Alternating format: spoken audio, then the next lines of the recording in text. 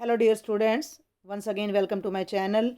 हम कर रहे हैं क्लास 8th के चैप्टर नंबर 11 क्षेत्र मिति यानी मैंसुरेशन के ऑब्जेक्टिव क्वेश्चंस। और लास्ट लेक्चर में मैंने आपको 20 ऑब्जेक्टिव क्वेश्चंस करा दिए थे। आगे बढ़ते हुए अब हम करते हैं क्वेश्चन नंबर 21। 30 मीटर लंबाई और 20 मीटर चौड़ाई वाले आयताकार बगीचे का क्षेत्रफल क्या होगा। बहुत आसान, आयत का क्षेत्रफल होता है लंबाई गुणा चौड़ाई। लंबाई 30 है, मीटर में है, चौड़ाई 20 है। 30 और 20 की गुणा करनी है तो 3 और 2 की गुणा कर दीजिए, 3 दूनी 6 और पीछे 2 जीरो हैं तो 2 जीरो लगा दीजिए। और क्योंकि क्षेत्रफल है तो इसलिए वर्ग मीटर लगा देंगे और हमारा आंसर आ जाएगा आयताकार बगीचे का क्षेत्रफल 600 वर्ग मीटर। अब आप देखें कि 600 मीटर भी आंसर है और 600 वर्ग मीटर भी। ये बात मैं बार बार आपको अच्छे से समझाने की कोशिश कर रही हूँ कि जब भी हम क्षेत्रफल की बात करते हैं तो वो वर्ग मीटर में होता है, तो हमारा सही उत्तर होगा ऑप्शन डी। आगे बढ़ते हैं। प्रश्न संख्या 22। 50 सेंटीमीटर और 100 सेंटीमीटर विकर्ण वाली समचतुर्भुज आकार की टाइल का क्षेत्रफल क्या होगा। पिछले लेक्चर में ही मैं आपको बता चुकी हूँ कि समचतुर्भुज के अगर हमें दोनों विकर्ण पता हैं D1 D2 तो क्षेत्रफल क्या होता है 1/2 गुणा पहला विकर्ण गुणा दूसरा विकर्ण। तो ये बहुत ही आसान प्रश्न आपको दे रखे हैं। तो 1/2 गुणा पहला विकर्ण 50, दूसरा विकर्ण 100। 2 एकम 2, 2 से 100 को काटेंगे 50 आएगा। 50 और 50 की गुणा करेंगे तो 5 पंजे 25 और 2 जीरो पीछे लग जाएंगी। 2500 वर्ग सेंटीमीटर हमारा आंसर आने वाला है। 2500 वर्ग सेंटीमीटर हमारा आंसर आएगा। तो देखते हैं राइट ऑप्शन क्या है। ये ऑप्शन है सी हमारा राइट ऑप्शन है। ठीक है भाई, सभी फॉर्मूलाज को आप क्या करें कि अपना एक नोटबुक में नोट कर लीजिए तो और भी आसान हो जाएगा। आर त्रिज्या वाले वृत्त की परिधि, तो परिधि का सूत्र है 2πr। बेटा जी मैं बता रही हूँ, मैंने अपने चैनल पर चैप्टर 11 की दोनों एक्सरसाइज 11.1 11.2 अपलोड की हुई हैं। और साथ ही मैं आपको बता दूं कि मैंने एक इंट्रोडक्टरी वीडियो भी बनाया था जिसमें मैंने सारे फॉर्मूलाज बताए हैं, तो आप वहाँ से देखें अगर आपको ये सब याद नहीं है तो। वृत्त की परिधि होती है 2πr। ठीक है भाई, अब आगे बढ़ते हैं हम। अगला प्रश्न भी वृत्त की परिधि पर ही है। एक वृत्ताकार सिक्के का व्यास 2 सेंटीमीटर है, इसकी परिधि कितनी होगी। देखो भाई, व्यास से वैसे तो हम डायरेक्ट परिधि भी निकाल सकते हैं। व्यास 2 है तो त्रिज्या कितनी होगी। त्रिज्या को इंग्लिश में रेडियस यानी आर कहते हैं, तो वो 2 का आधा यानी 1 हो जाएगी। और फिर जब हम बात करते हैं वृत्त की परिधि की तो वो हो जाएगी 2πr। तो 2 गुणा पाई का मतलब 22/7, क्योंकि हमारे उत्तर में हर जगह 7 है, गुणा 1। तो अब गुणा देख लीजिए कैसे करनी है, ऊपर वाले की ऊपर से नीचे वाले के नीचे से। 2 गुणा 22, 44 एकम कितना आ गया 44 और बटे में कितना आ जाएगा 7। तो 44/7। अब ये ध्यान रखना है कि परिधि क्या होती है, परिधि लंबाई होती है। तो लंबाई हमेशा मीटर या सेंटीमीटर में आती है, तो हमारा आंसर आ जाएगा 44/7 सेंटीमीटर। अब आप कहेंगे कि व्यास से कैसे सीधी परिधि निकल सकती है। तो आप एक बात का ध्यान करें कि त्रिज्या आर होती है और त्रिज्या का दुगना करें तो व्यास यानी 2r होता है। और हमें इस 2r की वैल्यू पता है कितनी है, 2 है। परिधि का सूत्र होता है 2πr। तो इसे हम पाई गुणा 2r लिख सकते हैं। ठीक है भाई, पाई गुणा 2r। 2r का मतलब व्यास, यानी कि अगर मैं पाई को व्यास से गुणा कर दूं तो भी परिधि आ जाएगी। तो पाई का मतलब हो गया 22/7, व्यास का मतलब हो गया 2। उत्तर वही आ जाएगा 44/7। तो जिस तरीके से आपको समझ आए आप उस तरीके से इस प्रश्न को करें। आगे बढ़ते हैं बेटा, ये है प्रश्न संख्या 25। समलंब का आ गया है। उस समलंब के आधारों का योग क्या होगा जिसका क्षेत्रफल 4.2 वर्ग मीटर और ऊंचाई 2.8 मीटर है। समलंब का क्षेत्रफल हम बार बार यूज कर रहे हैं, 1/2 समानांतर भुजाओं का योग गुणा ऊंचाई। और ये किसके बराबर है, 4.2 के। ठीक है, ऊंचाई हमें दे रखी है 2.8।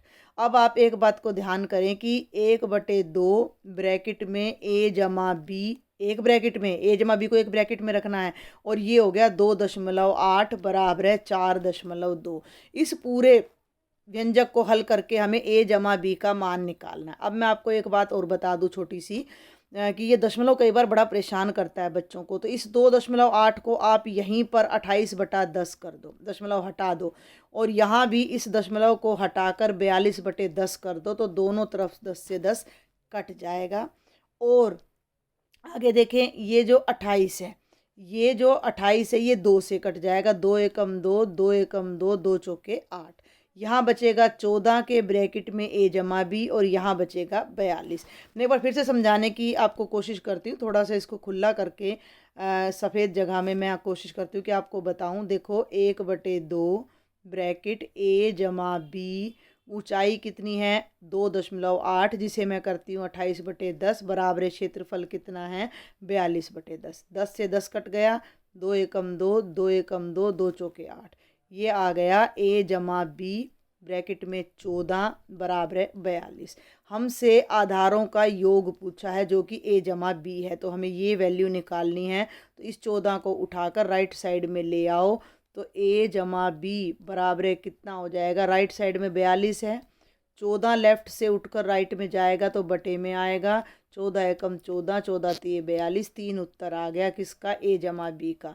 ए जमा बी 3 आ गया। ए जमा बी क्या है, समलंब की समानांतर भुजाओं का योग है। ये मैंने आपको बताया था कि ये समलंब होता है, और ये समानांतर भुजाओं को हम ज़्यादातर ए और बी से डिनोट करते हैं।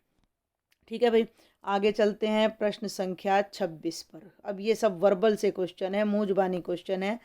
किसी बंद समतल आकृति, कोई भी ले लो, त्रिभुज ले लो, चतुर्भुज ले लो, तो बंद हो गई।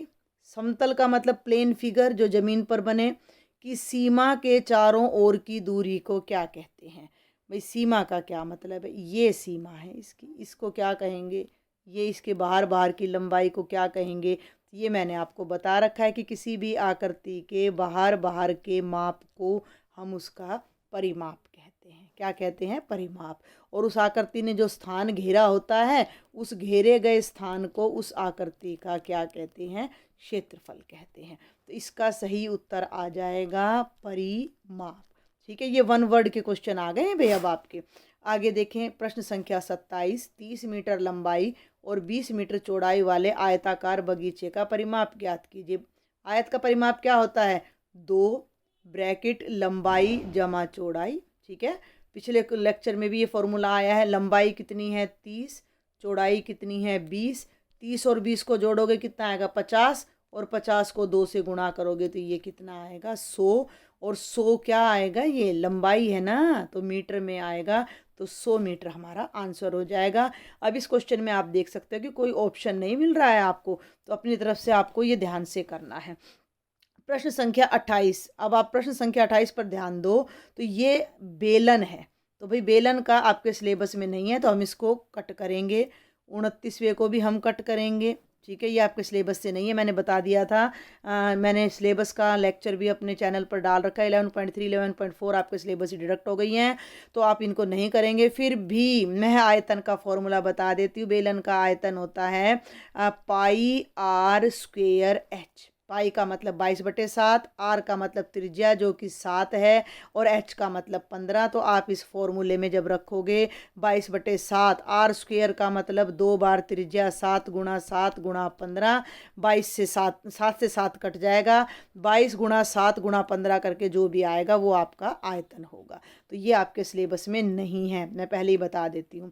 प्रश्न संख्या 29 भी सिलेबस में नहीं है। बेलन की त्रिज्या 21 है, ऊंचाई 1 है, संपूर्ण पृष्ठीय क्षेत्रफल, तो मैं फॉर्मूला लिख देती हूँ 2 पाई आर ब्रैकेट आर जमा एच। ये आपका क्षेत्रफल होता है। आर की जगह आप 21 रखें, एच की जगह 1 रखें, पाई की जगह 22/7 और हल कर लें, तो ये आपका आंसर आ जाएगा जिन बच्चों की रुचि हो। बाकी फ़िलहाल बोर्ड की परीक्षा के हिसाब से ये 28वां और 29वां आपके सिलेबस में नहीं है। ठीक है भाई।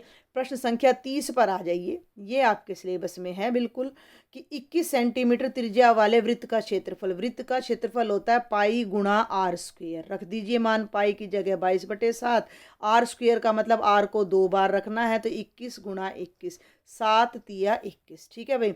अब 3 और 21 की गुणा करो तो 63, और ये बच गया 22, तो ये आ गया 22 गुणा 63। और 22 और 63 की गुणा जिनको ना आती हो तो वो ऐसे 63 के नीचे 22 लिखकर गुणा कर लेना।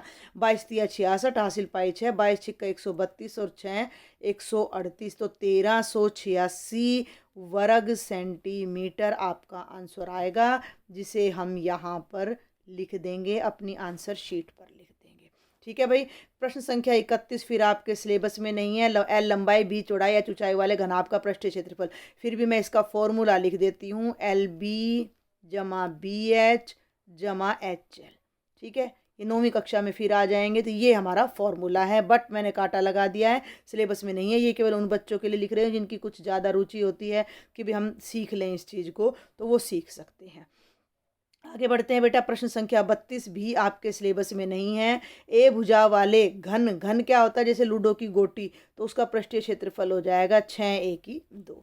प्रश्न संख्या 33, 7 सेंटीमीटर भुजा वाले वर्ग का परिमाप ज्ञात करो। भाई ये वर्ग है, आ चुका है पहले, ये लास्ट लेक्चर में भी आ चुका है। ये 7 है, तो चारों भुजाएं 7 होंगी, चारों को जोड़ दो, 7 चौक 28 आ जाएगा परिमाप। वर्ग का परिमाप क्या होता है, 4 गुणा भुजा, चारों भुजाओं का योग कर दो, चाहे एक भुजा को 4 से गुणा कर दो, बात वही है।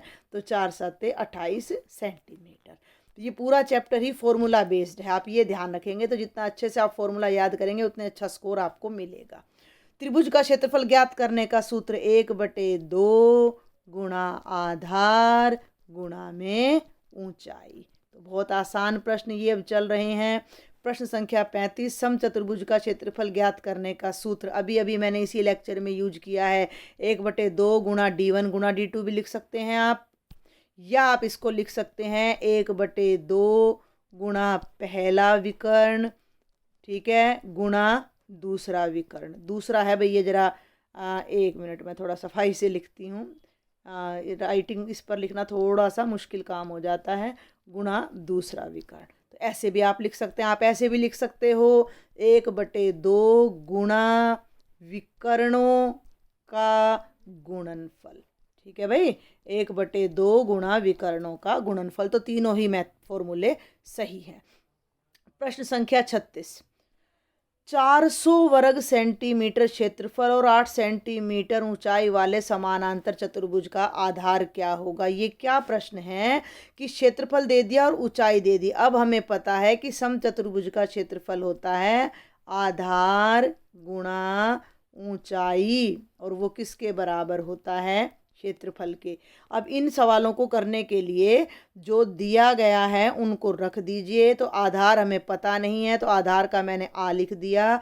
ऊंचाई कितनी है, गुणा 8, क्षेत्रफल कितना है, बराबरे में 400। हमें आधार ज्ञात करना है, तो आधार को लेफ्ट साइड में ही रखेंगे, बाकी सभी संख्याओं को दूसरी साइड ले जाएंगे। तो 400 तो पहले ही राइट साइड में है, और 8 को बाईं तरफ से उठाकर दाईं तरफ ले जाओगे तो नीचे आ जाएगा। तो ये हो जाएगा 8 5 40, ना जाने की 0, तो कितना हो जाएगा, 50 आ जाएगा। तो आधार कितना आ जाएगा, 50। 50 क्या आ जाएगा, सेंटीमीटर। कोई भी लंबाई है वो हमेशा सेंटीमीटर में, क्षेत्रफल हमेशा वर्ग सेंटीमीटर में। प्रश्न संख्या 37, 6 सेंटीमीटर भुजा और 4 सेंटीमीटर शीर्ष लंब वाले समचतुर्भुज का क्षेत्रफल ज्ञात करें। देखिए समचतुर्भुज का पिछले लेक्चर में भी मैं बता चुकी हूँ, समचतुर्भुज एक समानांतर चतुर्भुज भी होता है। एक तरीका तो इसका क्षेत्रफल होता है 1/2 गुणा विकर्णों का गुणनफल, लेकिन ये एक समानांतर चतुर्भुज है, तो इसका क्षेत्रफल क्या हो जाएगा, आधार गुणा ऊंचाई। इसका क्षेत्रफल अगर हमें ऊंचाई पता है तो हम ऐसे भी निकाल सकते हैं। तो भुजा 6 है, तो ये आधार 6 है। शीर्ष लंब का मतलब ये हाइट जो है 90 डिग्री का कोण बना रही है, कितनी, 4 है। तो 6 गुणा 4 यानी कितना हो जाएगा, 24 वर्ग सेंटीमीटर। तो प्रश्न संख्या 37 का आंसर हो जाएगा 24 वर्ग सेंटीमीटर। समानांतर चतुर्भुज का क्षेत्रफल ज्ञात करने का सूत्र लिखे। प्रश्न संख्या 38, बहुत आसान, अभी अभी बताया है, आधार गुणा ऊंचाई। आगे बढ़ते हैं। आर त्रिज्या वाले वृत्त का क्षेत्रफल बताइए बेटा जी, अभी अभी यूज किया है, पाई आर स्क्वेयर। और लास्ट क्वेश्चन सिलेबस में नहीं है, फिर भी मैं बता रही हूँ, 12 सेंटीमीटर लंबाई, 3 सेंटीमीटर चौड़ाई और 1 सेंटीमीटर ऊंचाई वाले घनाभ का आयतन बताओ। तो घनाभ का आयतन यहाँ ऊपर की तरफ बता रही हूँ मैं, होता है लंबाई गुणा चौड़ाई गुणा ऊंचाई, और ये हो गया 12 गुणा 3 गुणा 1, 12 तिये 36 एकम 36 घन सेंटीमीटर। लेकिन आप ये ध्यान रखिएगा कि जिन पर मैंने कांटा लगा दिया है वो आपके सिलेबस में नहीं है। तो ये थे बेटा जी 40 MCQ। अब फिलअप्स और रह गए जिन्हें मैं नेक्स्ट लेक्चर में कवर करूँगी। अगर आपको मेरे लेक्चर्स पसंद आते हैं तो बिल्कुल भी सब्सक्राइब करना ना भूलें, ज़्यादा से ज़्यादा बच्चों तक मेरे लेक्चर पहुँचाएँ, शेयर करें ताकि वो भी इस कोरोना काल में फ़ायदा उठा सकें। Thank you students.